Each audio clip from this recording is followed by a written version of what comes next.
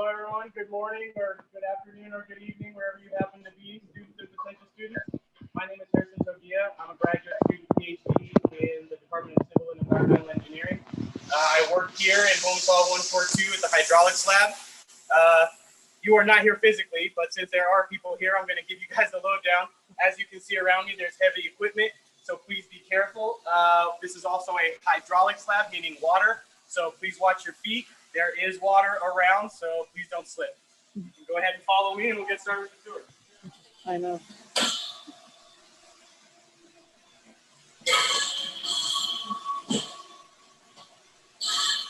All right, guys. So you are now in the heart of the Coastal Hydraulics Engineering and Resilience Lab. Okay, and here at the what we just locally call SHARE, we don't usually go through the whole name.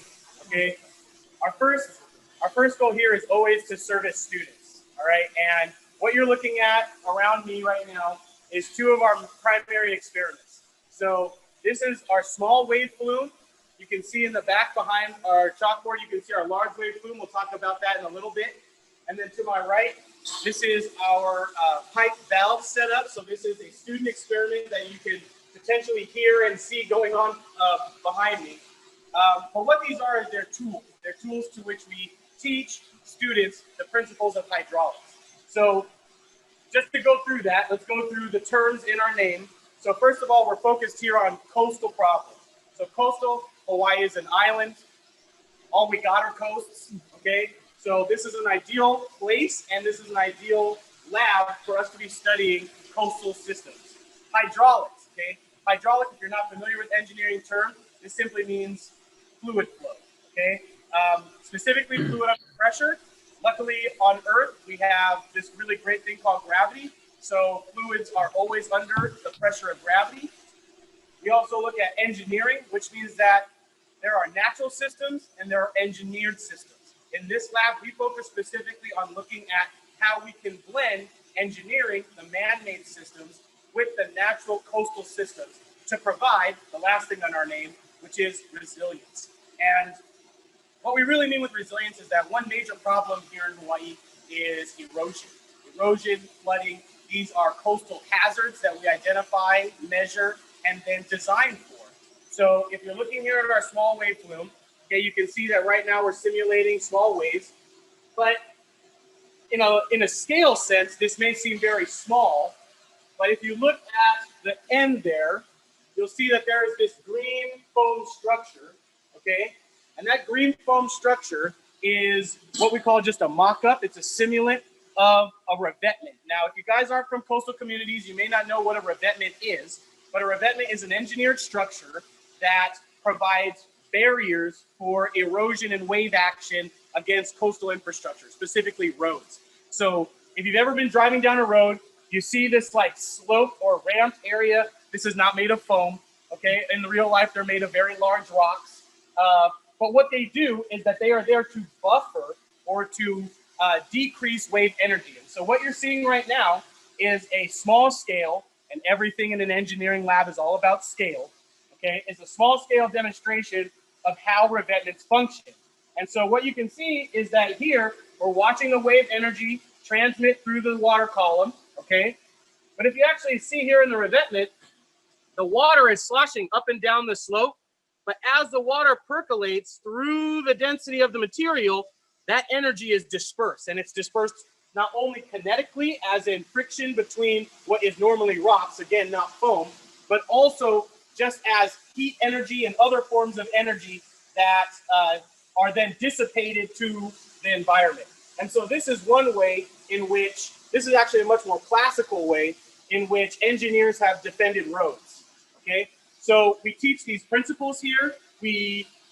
Engineers are all about going into scale physical systems, okay?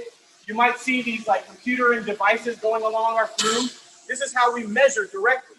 So what you're looking at, these are essentially two wires, they're piezometers, and what they're doing is that they're measuring the interference or the transmission of electricity between the two wires, which allows us to measure the height of the water. And so by having two locations, we're able to measure the wave period, also wave height, And so these are just different tools that we use to identify and teach, scale, and these engineering principles in our lab.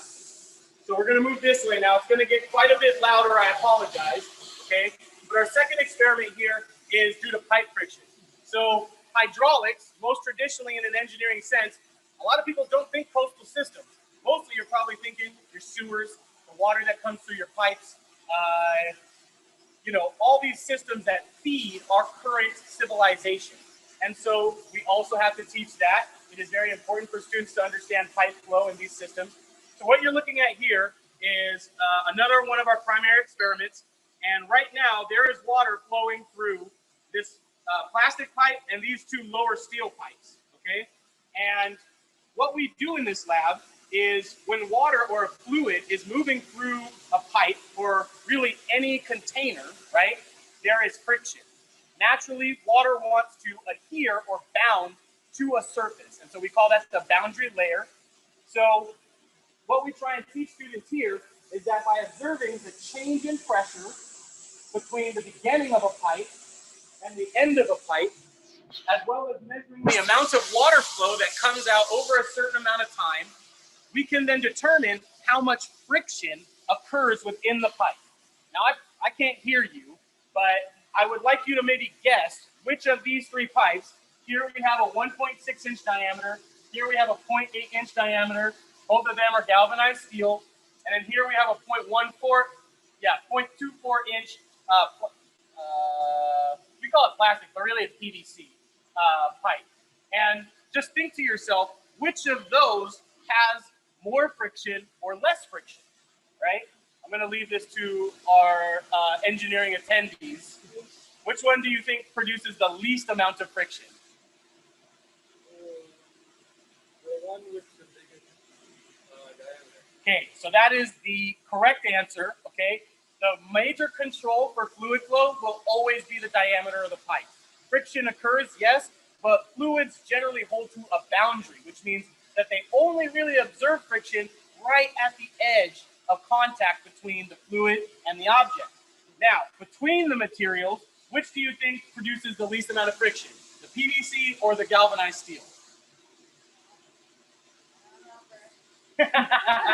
So in this case, it's a little more difficult to think about, but actually the PVC provides less friction. And the reason why is because PVC is a plastic, steel reacts naturally with water, and so as fluid moves through these pipes, what you get is reactions, chemical reactions.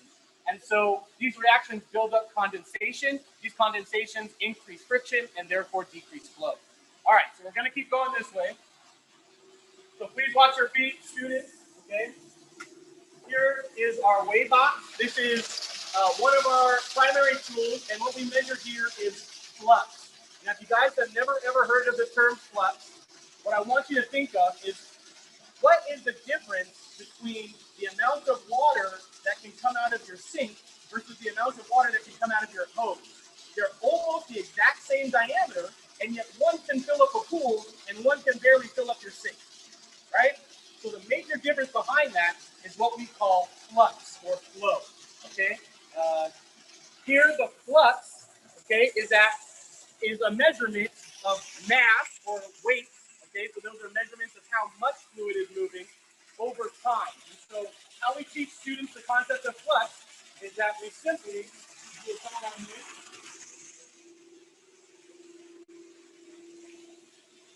so flux is the amount of water per unit time, okay? So that is a simple division problem. Amount of water, we will measure that in mass, okay? And over time, so what we usually do to teach this concept, we close this valve, water begins to accumulate into the basin, right?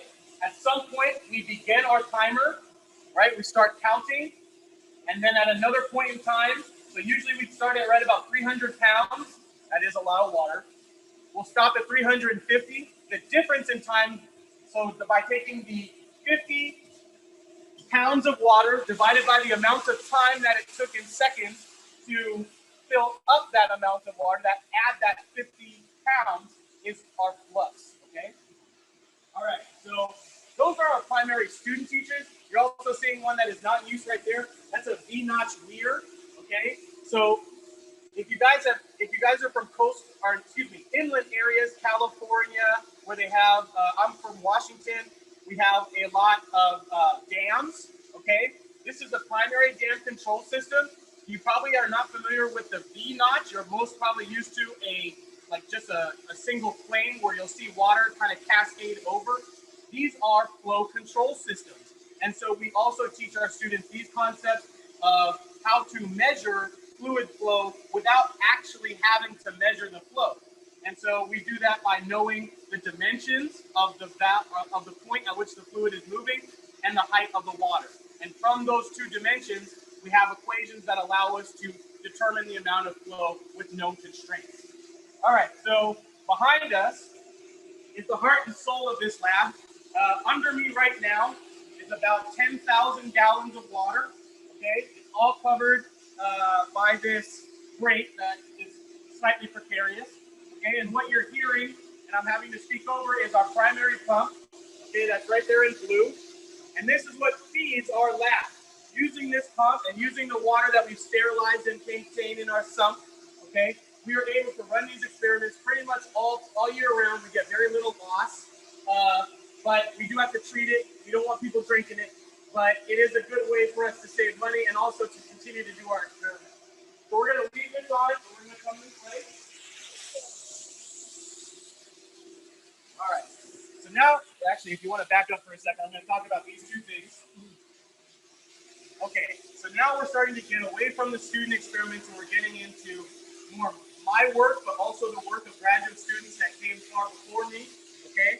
And what you're looking at right here is another one of our flumes. This is an recirculating flume. So that's two very awkward words. So recirculating simply means that water that is stored in this flume allows it to create a current, meaning that it flows in one unified direction through the flume. Articulating also means that we're able to pitch or rotate this flume at a certain degree. Now, we do this mainly to reproduce realistic scenarios. If you guys have ever been to a beach, you know very, very rarely is a beach flat, right? More often, these beaches are inclined at some angle. And so the other thing you're looking at me stand next to right here is a very large box of sand, okay? Now, this box of sand, as mundane and as it is a critical part of our study here in Hawaii. And that's because in order to understand coastal processes, beaches in Hawaii are dominated by sand, right? So we go out and get a lot of sand, and then we add it to our flume, okay? And what we're able to do specifically with this flume is to reproduce a beach slope environment. We're able to fill it up and watch as fluid moves over that sandy shore. And we're able to reproduce what that current does to the transportation of sand particles, right? So right now they're dry, it flows very easily, but what we learn about sand in Hawaii is that underwater and when interacting with water is almost completely different, okay? Now, so far I've shown you the two smallest flumes that we have. That is our primary wave-making flume and our recirculating flume. Now what we're gonna talk about is our big boy, all right? So, when we're looking at flumes, okay, what you're really trying to do is you're trying to take an engineering problem at full scale, which for a revetment is usually something around the lines of 30 feet tall and sometimes miles long, okay? We cannot reproduce that in a lab. But to understand the basic concepts of a revetment, we can use our small flume to understand how energy is dissipated and what the general function of a flume is. But when we really want to test different designs, we want to understand the complex systems behind a flume. Something like our small wave flume, which is roughly at a scale of 1 to 100, okay? It's very difficult to see the small processes, right? So what we use instead is our large flume. So this is a 1 to 10, 1 to 60 on average model flume. You can see our very large foam revetments in the back there, okay? And we do exactly the same experiments, except for in the small flume, really what we focus on is water movement. We're looking at the interaction of how the waves actually interfere and act with one another. Within our large wave flume, what we're looking at are forces. We want to know what is going to be the resultant when you have a very large wave, relative to scale, of course. You know, in Hawaii, our shoreline waves average between tidals, you know, somewhere around the range of 2 meters. So that's 6 feet for those of you who are in feet and inches, imperial units, to our storm waves, which can get up to 20, 30, 50 feet. Okay, so measuring those extremes are not possible in something so small. So we move up to our bigger waves. Okay, but again, what we're looking for there is not so much the water movement. It's such a large scale of the water movement, it's very difficult to parse out those small interactions. But what we can determine is, will a revetment break? Will it dissipate the amount of energy that we want it to before that water reaches the shoreline? And so that's what these large wave flumes are. Our large wave flume is actually under construction right now. You might be seeing rust around it. This is from active use, okay? Water likes to corrode steel. So what we're doing right now is we've actually stripped the bottom of it. We've replaced all the 8-inch steel plating, and it will be resurfaced, re-epoxied, and it will be good to use for another 20 years. So the other cool thing about this large wave flume that you can't really see, but if you look under here, you might be able to see a little bit of it. That framing allows this 40-foot wave flume to do exactly what our recirculating wave flume does, which is to actually pitch. And so it can turn, and we have a wave paddle in there, which I'll show you in a second. But in addition to the wave paddle, which generates uniform waves like our small wave flume, we can also generate large tilting waves, which are much more similar to the storm waves that we get in Hawaii. And that is done by actually rotating the entire structure, okay? So that's our 2 wave flumes, right? Now what I'm going to show you is our measurement instruments. When I showed you the small wave flume, we first looked at those electrometers, and those are measuring wave height. Actually, I'm going to restart our wave flume really quick so that can still create its lovely squeaky sound while we're going. And you can see that all these systems, these are created just by students. Okay, we don't.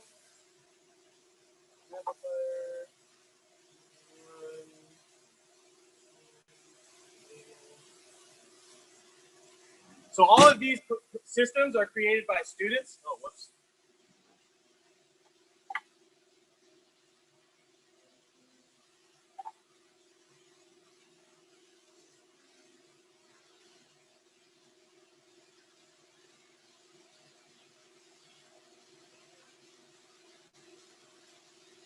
All right, I'm gonna have to restart that. We're gonna pretend you didn't see that.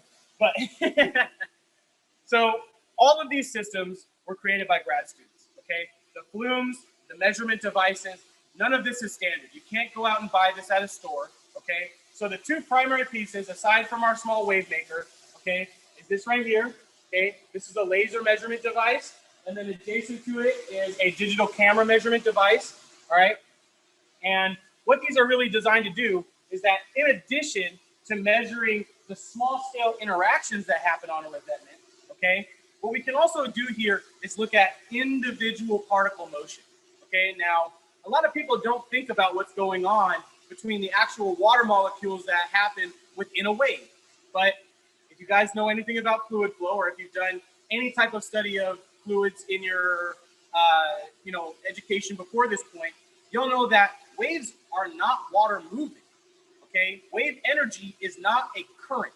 Current is a flow of water. Think of what you would have in a pipe, right? Waves are actually just energy. They're motion of water, yes, but it is not the flow of water. And so wave energy is actually really, really complicated. It's one of the current studies of this lab. It's also one of the most modeled scenarios of all fluid systems, which is ocean waves. And so what we do with these 2 devices is that we're actually able to measure individual water molecules, okay? With this laser, what we do is we're able to project a beam into the diffuser. That diffuser breaks up that laser into essentially a plane. From that plane, we're able to use digital recording equipment to watch as water molecules and small air entrapped bubbles move as a wave passes through that blade of light, right? And so by filming it, watching water molecules move around and through the laser blade, you're actually able to see the motion of the water. And so, again, for many of you who have not taken a hydraulics lab or a coastal waves lab, what we know about waves is that it's circular. Water motion in a wave is almost circular. It's primarily circular. And so what that is that you can think of the crest of a wave or the top of a wave as the top of that circle. And then as the wave energy moves through that column of water, that water particle is just continuing that circular motion as each one comes through. It's being lifted by the wave energy to the top of the wave energy passes and it falls back to the surface of the water, and then it recirculates to the bottom. But we wouldn't know that unless we could observe it. And yes, there are models of it, and we do that here too. However, validation of a model is very important. Being able to show that a model meets reality is extremely important. And so one of the last things that is enclosed just in this lab, before I talk to you about what we do outside of this lab, is that double door right there. Now, it's very inconspicuous. You would never think to look up there, okay? Because why would there be big doors on the second level of a lab, okay? But that's because we have supercomputers up there. And you had to have a very large door to put it into this lab. And that's because with all of these physical systems, what we're actually trying to do is validate a model. We have a fluid flow simulation on a computer, and we use the physical systems to confirm what our models are telling us, right? And so in that way, when we take those models out to the real world and we've proven that they work in the lab environment, we are simply more confident that what we're seeing from the results of our models is more accurate to what we see in the real world, okay? So we're gonna keep going this way, and we'll talk about probably the last thing before I answer you guys' questions about this lab. So please watch your feet. This is also the wave, the sump. So in addition to working in our lab, okay, our lab also works out in the field. And that is because, again, it's all about validation, right? So what you're looking at here is an ADCP, an acoustic Doppler profiler, all right? And what this instrument does, you can see these 4 little discs here. Those are, think of them like speaker diaphragms. If you don't know what that is, on the inside of your speaker for your headphones or for whatever device you're listening to me right now, there's a plate. And that plate on your speaker is probably made of plastic or some type of like cotton. But here, it's made out of steel. It's covered in a protective paint to prevent erosion from the salt water. And what these do is that they send out pulses, okay? And those pulses of sonar travel through the water column. They reflect off of the current, meaning the change in flow will actually return a signal. It will cause that pulse of sound moving through the water column to return. That is picked up here in our central disc, which is our receiver, okay? And what that does is it allows us to measure under the ocean surface. And so usually these are deployed at somewhere around 40 to 50 meters, okay, of water. And they are able to project up through that water column all the way up to the surface. And we're able to determine the density of the water, because if you didn't know this, water density changes with depth. Really, it changes with temperature. But if you can imagine, in the ocean, light does not make it all the way down, and therefore the surface of the water is quite warm. As you go deeper and deeper, that light becomes less and less, and therefore it becomes also colder. And so that density with the pressure and temperature changes, we're able to measure. We're also able to measure the flow of water, meaning as water particles move, they reflect this sonar pulse differently. And so, again, we use this information from the field to validate our models. So it's kind of a 3-tier thing for research. This is much more graduate level. If you guys get into this, the cool thing is we do have undergraduates that help us deploy these. So if you've ever been interested in scuba diving as part of your education, this is where you want to be. I have 1 master's student and 1 undergraduate right now who are my divers, and they go out and they work with our professional divers to deploy these instruments down on the ocean floor, and we get that data back usually after about 3 months. We enter them right back into our computers, and we use, again, the small scale simulations of individual water flow. We use the large scale data of what the actual ocean is doing in specific areas. And from that, we're able to create more accurate, more relevant models for what we do here. And so the last thing I'm really going to talk about is just what I do for my research. And so My study is on coastal hazards in Hawaii. I've been working now for 4 years with the Department of Transportation to identify specifically ocean hazards to our roadways. If you're from Hawaii, you might know the Hauula area on Oahu, or you might know the Kihei area of Maui. If you guys are from those areas are some of our primary issue areas. And so those areas are common to flooding, they're common to erosion due to wave action. And so using these lab experiments, using the data that we gather from the ocean, what we do is we create models. From those models, we're able to determine where we think erosion is going to happen more rapidly, where we think flooding will occur more frequently. And so a lot of what we do here is not just in the real time. We also like to project out into the future. Part of resilience is to be prepared, is to be able to defend against these hazards in the future. So obviously we're considering things like sea level rise. My postdoc, who is in our lab room just over there, he primarily focuses on sea level rise. He has published probably 2 of the most recent and accurate papers of what sea level rise will look like here in Hawaii. And so the other thing that we really try and focus on here is that service, okay?